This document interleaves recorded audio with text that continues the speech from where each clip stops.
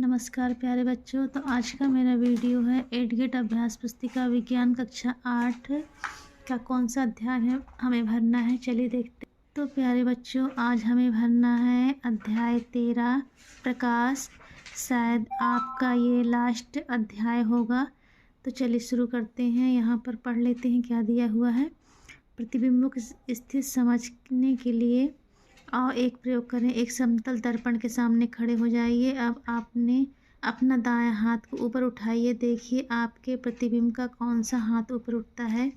अब आप अपने बाएं कान को स्पर्श कीजिए। अब देखिए आपके प्रतिबिंब का हाथ आपके किस कान को स्पर्श करता है। तो ये प्रतिबिंब हम किसी पर्दे पर प्राप्त कर सकते हैं। ऐसे प्रतिबिंब को हम वास्तविक प्रतिबिंब कहते हैं। यदि प्रतिबिंब को पर्दे पर हम नहीं प्राप्त कर सकते तो उसे आभासी प्रतिबिंब कर सकते हैं। तो जो प्रतिबिंब का मतलब होता है छाया। तो यदि हम छाया को हम पर्दे पर प्राप्त कर सकते हैं तो उसे हम वास्तविक कहेंगे, और जिसे हम नहीं प्राप्त कर सकते उसे हम आभासी कहेंगे। तो अब बच्चों, आप लोग को मालूम होगा कि प्रकाश हमेशा सरल रेखा में गमन करता है, मतलब चलता है। तो चलिए शुरू करते हैं। हमारा प्रश्न कहाँ शुरू होता है। तो बच्चों, यहाँ से अपना प्रश्न शुरू होता है। अति लघु उत्तरीय प्रश्न। प्रश्न 1 है, रिक्त स्थानों की पूर्ति कीजिए। यदि आपतन कोण का मान 45 डिग्री है तो परावर्तन कोण का मान भी 45 डिग्री होगा। दूसरा है, परावर्तित किरण तथा अभिलंब के बीच के कोण को परावर्तन कोण कहते हैं। तीसरा है, आपतित किरण आपतन बिंदु पर अभिलंब तथा परावर्तित किरण ये सभी एक ही तल में होते हैं। चौथा, चाक्षुष विकृति युक्त व्यक्तियों की सहायता के लिए सर्वाधिक लोकप्रिय साधन है ब्रेल लिपि। पांचवा है, परितालिका मानव नेत्र का वह भाग है जो इसका विशिष्ट अंग प्रदान करती है। प्रश्न दूसरा है, सही विकल्प के आगे सही का निशान लगाइए।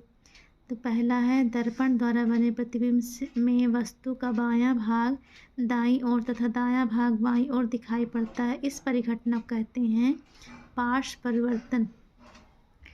दूसरा, यहाँ कुछ चित्र दिया गया है और नीचे लिखा है, उपरोक्त में से कौन सा चित्र निम्न कथन की पुष्टि करता है। आपतन कोण सदैव परावर्तन कोण के बराबर होता है। तो डी नंबर का चित्र सही है। डी नंबर में कौन सा आता है, दा नंबर, ये वाला है ना। आपतन कोण हमेशा परावर्तन कोण के बराबर होता है। तीसरा है, किसी कोण पर झुके दो दर्पण कितने प्रतिबिंब बना सकते हैं। तो इसका हो जाएगा सी नंबर, अनेक। प्रश्न चौथा है, सामान्य नेत्र द्वारा पढ़ने के लिए सर्वाधिक सुविधाजनक दूरी लगभग होती है। तो 25 सेंटीमीटर होगा। पांचवा है, ब्रेल पद्धति में बिल्कुल पैटर्न बिंदुकित पैटर्न अथवा छाप होते हैं। 63।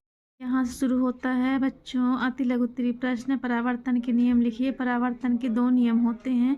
आपतन कोण सदैव परावर्तन कोण के बराबर होता है। आपतित किरण तथा परावर्तक पृष्ठ पर आपतन बिंदु पर खींचा गया अभिलंब एक ही तल में होते हैं। प्रश्न दूसरा है, चाक्षुष विकृति वाले व्यक्ति पढ़ने लिखने के लिए किस पद्धति का उपयोग करते हैं। इस पद्धति में कितने पैटर्न होते हैं। तो इसका उत्तर होगा, चाक्षुष विकृति वाले व्यक्ति पढ़ने लिखने के लिए ब्रेल पद्धति का उपयोग करते हैं। इस पद्धति में 63 बिंदुकित पैटर्न होते हैं। प्रश्न 3 है, नेत्रों के लिए बहुत कम या बहुत अधिक प्रकाश हानिकारक क्यों होता है। तो नेत्रों के लिए बहुत कम या बहुत अधिक प्रकाश हानिकारक है क्योंकि अपर्याप्त प्रकाश से नेत्र खिंचाव तथा सिर दर्द हो सकता है। नेत्र में, यहाँ पर में बना लीजिए, नेत्र में खिंचाव तथा सिर दर्द हो सकता है। अत्यधिक तीव्र प्रकाश रेटिना को क्षति पहुँचा सकता है। प्रश्न 4 है, प्रकाश का विक्षेपण किसे कहते हैं। विक्षेपण की घटना को दर्शाए गए कोई प्राकृतिक उदाहरण लिखिए। विक्षेपण, प्रकाश का अपने घटक रंगों में विभक्त होने को विक्षेपण कहते हैं। उदाहरण के लिए इंद्रधनुष विक्षेपण को दर्शाने वाली एक प्राकृतिक घटना है। अति लघु उत्तरीय प्रश्न, रेटिना में पाई जाने वाली तंत्रिका कोशिका के प्रकार एवं उनके कार्य लिखिए। तो रेटिना में पाई जाने वाली तंत्रिका कोशिकाएं 2 प्रकार की होती हैं। पहला, शंकु, ये तीव्र प्रकाश के लिए सुग्राही होते हैं। ये रंगों की सूचनाएं भी भेजते हैं। दूसरा, शलाकाएं, ये मंद प्रकाश के लिए सुग्राही प्रश्न 6 है, मनुष्य में होने वाले दृष्टि दोषों से आप क्या समझते हैं? इन दोषों का निवारण किस प्रकार किया जाता है?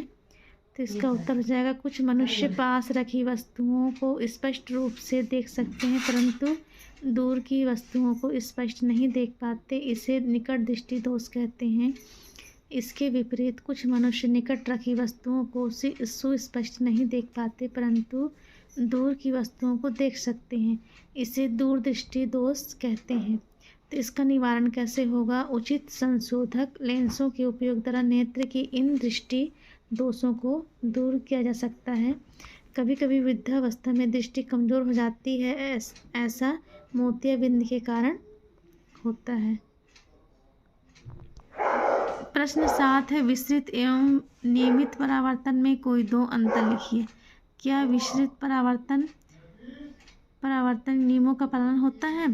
तो विस्तृत परावर्तन खुरदुरे पृष्ठ से होता है। इस प्रकार के परावर्तन में सभी समांतर किरणें किसी समतल पृष्ठ से परावर्तित होने के पश्चात समांतर नहीं होती। विस्तृत परावर्तन का अर्थ यह नहीं है कि परावर्तन के नियम विफल हों। हाँ, विस्तृत परावर्तन में भी परावर्तन के नियमों का पालन होता है। अब यहाँ से आता है नियमित परावर्तन। दर्पण जैसे चिकने पृष्ठ से होने वाले परावर्तन को नियमित परावर्तन कहते हैं। इस प्रकार के परावर्तन में सभी समांतर किरणें किसी समतल पृष्ठ से परावर्तित होने के पश्चात समांतर हो जाती हैं। प्रश्न 8 है, आपतित किरण, परावर्तित किरणें तथा आपतन बिंदु पर अभिलंब एक ही तल में होता है। तो परावर्तन के इस नियम को दर्शाता हुआ एक किरण आरेख खींचिए। तो यह नियम परावर्तन के नियम का किरण आरेख है, इसे आप बना लीजिए।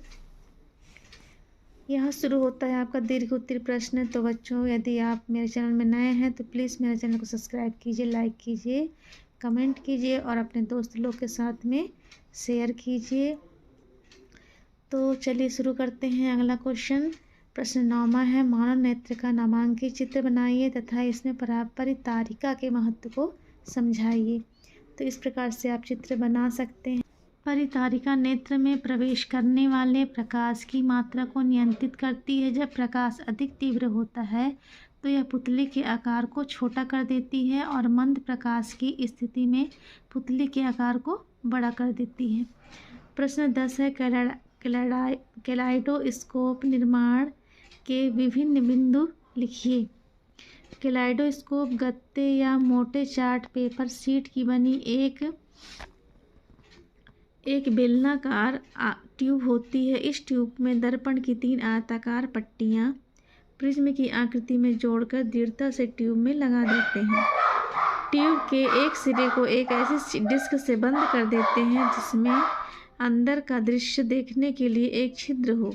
इसके एक सिरे पर प्लास्टिक की शीट चिपका दें तथा दूसरे सिरे पर कांच की वृत्ताकार प्लेट लगा देते हैं। इस प्लेट पर कांच की चूड़ी के टुकड़े रख देते हैं। कैलाइडोस्कोप से कई रंगीन आकृतियां बनती हैं। फिर अगला क्वेश्चन है इसी का, कैलाइडोस्कोप के उपयोग लिखिए। तो कैलाइडोस्कोप का उपयोग दीवारों वाले कागजों तथा वस्त्रों की डिजाइन बनाने के लिए नए नए पैटर्नों के लिए किया। तो बच्चों, कैलाइडोस्कोप का उपयोग जो है वो नए नए पैटर्न की आकृति आप इससे देख सकते हैं। कई आकृतियाँ बनती हैं तो कलाकार इससे कई प्रकार के डिजाइन बनाते हैं। तीसरा है, कैलाइडोस्कोप का चित्र बनाइए। तो ये वाला चित्र आप बना सकते हैं। त्रिकोना होता है और एक तरफ कांच की पट्टी लगी होती है, एक तरफ प्लास्टिक शीट लगी होती है। तो इस प्रकार से आप। प्रश्न 11 है, नेत्रों की देखभाल हेतु आप क्या क्या उपाय करेंगे? नेत्रों की देखभाल हेतु उपाय, पहला है अधिक तीव्र एवं अधिक मंद प्रकाश से बचना चाहिए। दूसरा, डॉक्टर के परामर्श से उचित क्षमता के चश्मे का प्रयोग करना चाहिए। तीसरा, धूप में जाते समय धूप का चश्मा पहने। चौथा, अच्छी नींद लें। पाँचवा, दृष्टि को मजबूत करने वाले भोजन का सेवन करें। गुलाब जल डालें और नेत्रों को रगड़ना नहीं चाहिए। नेत्रों को साफ जल से धोना चाहिए। यहाँ पर लिख लीजिए। यहाँ पर लिख लीजिए नेत्रों को नहीं रगड़ना चाहिए, नेत्रों को साफ जल से धोना चाहिए। तो यहाँ से बच्चों शुरू होता है आपका प्रोजेक्ट नंबर 1। अपने आस पड़ोस के 5 बच्चों का सर्वेक्षण कीजिए तथा ज्ञात कीजिए कि 12 वर्ष से कम आयु के कितने बच्चे किसी दृष्टि दोष से ग्रसित हैं। तो यहाँ पर अपने स्कूल के बच्चों का नाम लिख लीजिए, उनकी आयु लिख लीजिए। यहाँ लिख लीजिए कि जैसे राज है तो उसको निकट दृष्टि दोष है, अभय है दूर दृष्टि दोष है, कुलदीप को कुछ नहीं है, रानी को निकट दृष्टि दोष है, बोधन को कुछ नहीं है। यहाँ पर लिख दीजिए अन्य दोष यदि कुछ हो तो उनको लिख दीजिए। यहाँ पर लिख दीजिए कोई दोष नहीं है तो डैश डैश कर दीजिए। ये पहला है किस विटामिन की कमी से दृष्टि दोष हो सकता है, तो विटामिन ए की कमी से दृष्टि दोष हो सकता है। दूसरा है आँखों को स्वस्थ बनाए रखने के लिए हमारा आहार किस प्रकार का होना चाहिए, तो आँखों को स्वस्थ रखने के लिए उत्तम आहार निम्न है। पहला है पत्तेदार सब्जियाँ, दूसरा खट्टे फल, तीसरा नट्स, चौथा अंडा, पाँचवा बीन्स, छठवां अखरोट और सातवां है सूरजमुखी के बीज और आठवां है पालक और नौवां है दूध। तीसरा है आँखों की सुरक्षा के लिए क्या क्या सावधानियां रखनी चाहिए, तो पहला है दिन में 2 या 3 बार आँख को साफ पानी से धोना चाहिए। तेज़ धूप में धूप के चश्मे का इस्तेमाल करें। तीसरा हरी सब्जियां, फल एवं दूध, अंडा का सेवन करें। और चौथा है पढ़ते समय कमरे में प्रकाश उचित मात्रा में होना चाहिए।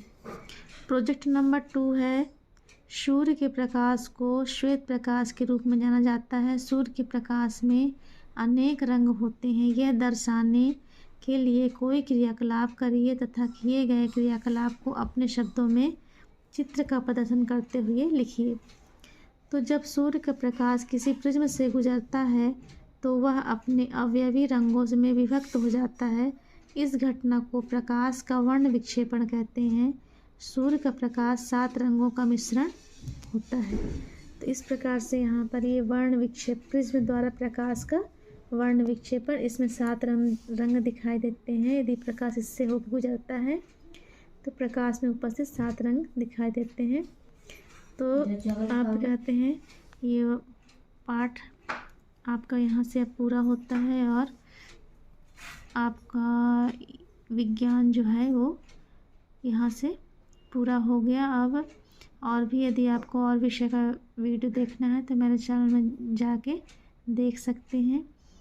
तो बच्चों आप लोगों ने अभी तक इतना सपोर्ट किया उसके लिए बहुत बहुत धन्यवाद। और चलिए मिलते हैं फिर अगली वीडियो में, तब तक के लिए bye bye. Thank you for watching.